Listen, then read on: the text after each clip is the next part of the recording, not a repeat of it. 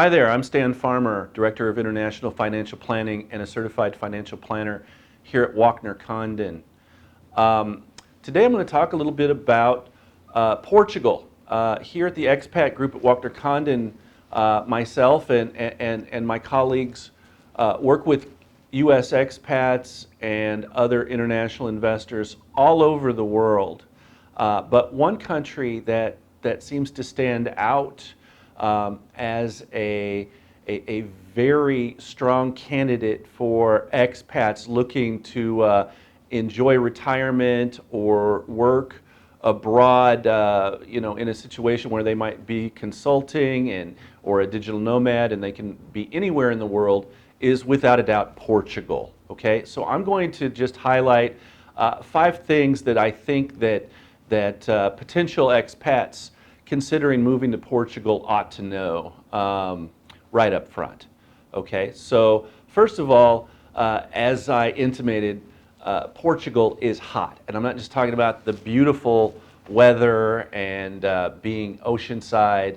I'm talking about the fact that expats from all of Europe and the United States in growing droves are flocking to Portugal. Okay, you want to consider when you're an expat what type of community you're going to have. Is it receptive to expats? Well, Portugal has made a concerted effort to attract more foreigners to come live and enjoy and spend their coin within their borders. And it is, as a former Portugal resident myself, I can tell you it's a fantastic place to do that. So you'll find a welcoming culture.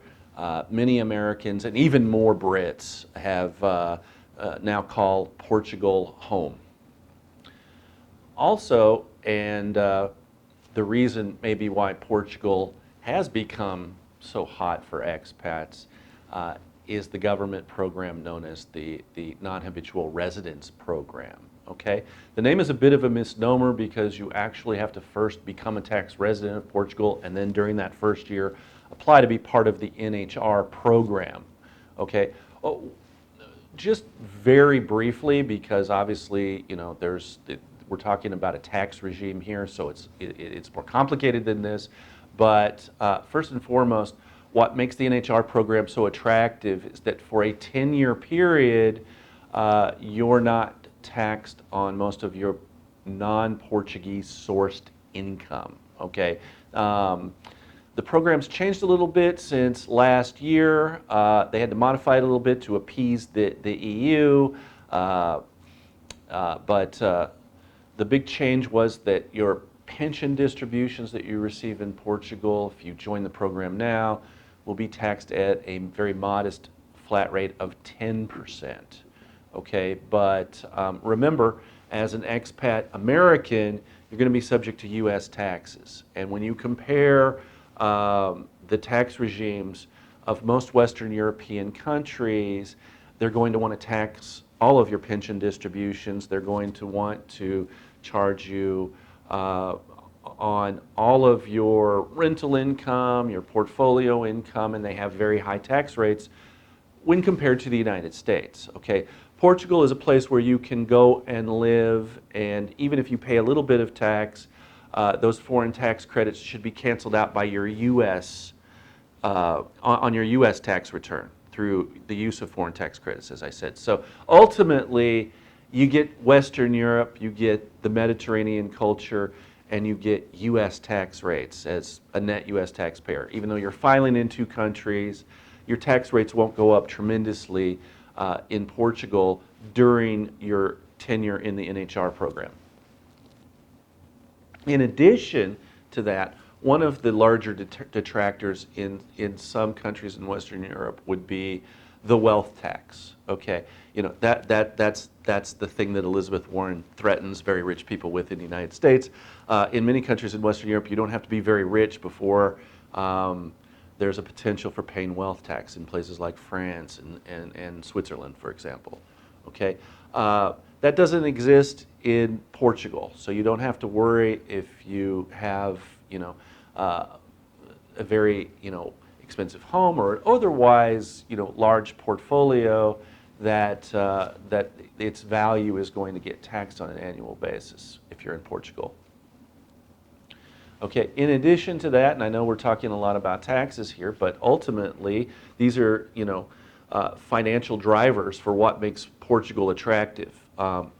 In addition to no wealth taxes, Portugal got rid of their gift and inheritance taxes. Okay, so again, for many countries in Western Europe, including the UK, inheritance taxes and gift taxes can be a real deterrent for people to, spend their later years of life in those countries because of those exposures. And again, in the U.S., we have gift and estate tax, but we have very, very large 12 million plus exemption levels in our country.